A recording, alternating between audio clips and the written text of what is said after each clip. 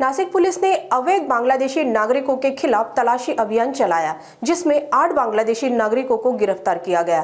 गिरफ्तार लोगों के पास बांग्लादेशी दस्तावेज मिले और 3 के पास भारतीय दस्तावेज भी मिले। इस मामले की जांच जारी है।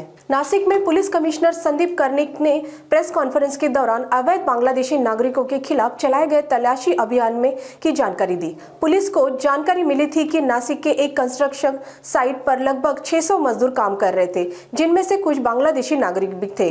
क्राइम ब्रांच के अधिकारियों ने पिछले 4 से 5 दिनों में भेष बदलकर इन मजदूरों पर नजर रखी, जिसके बाद 8 बांग्लादेशी नागरिकों को गिरफ्तार किया गया। गिरफ्तार किए गए बांग्लादेशी घुसपैठियों के पास बांग्लादेशी दस्तावेज बरामद हुए हैं और कुछ के पास भारतीय दस्तावेज भी पाए गए। जांच में पता चला कि बांग्लादेशी नागरिक श्रमिक ठेकेदारों के माध्यम से नासिक आए थे। इस मामले में एटीएस और सुरक्षा बलों को भी सूचित किया गया। पुलिस ने इस अभियान को आडगाव पुलिस स्टेशन के अंतर्गत चलाया। याच्यामधला एक जो संशयित आहे तो 12 वर्षापासून राहत होता आणि तो नाशिकमध्ये 6 वर्षापासून त्याचं वास्तव्य होतं। पण इतर जे आलेले लोक आहेत त्यांच्या आमच्या तपासाप्रमाणे 1 किंवा 2 महिन्याच्या अंतरावर ते लोक आलेले आहेत।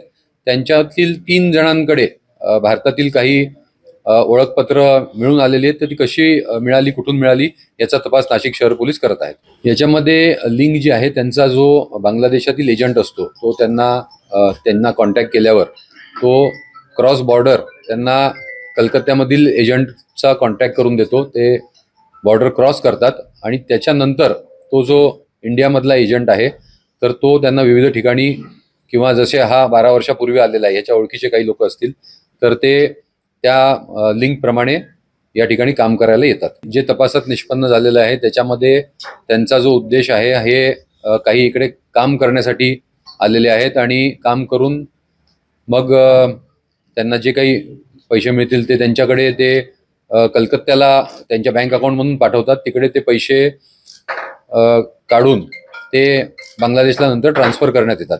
अशा प्रकारचं आतापर्यंत निष्पन्न झालेलं आहे। पण सर्व अँगल्स या केस मधले जे आहेत ते आमचे अधिकारी तपास करत आहेत। गुन्हेगारी स्वरूपाची कारवाई अजूनपर्यंत तपासात निष्पन्न झालेली नाहीये। त्यांचा गुन्हा एवढाच आहे की अवैधरित्या ते भारतात प्रवेश केलेला आहे त्यांनी आणि आपल्याकडे त्यांचं अस्तित्व मिळून आलेलं आहे। जे साइट्स आहेत त्यांची चौकशी झालेली आहे, कारण आम्ही आठवड्याभरापासून हा उपक्रम आणि हे ऑपरेशन राबवत आहे।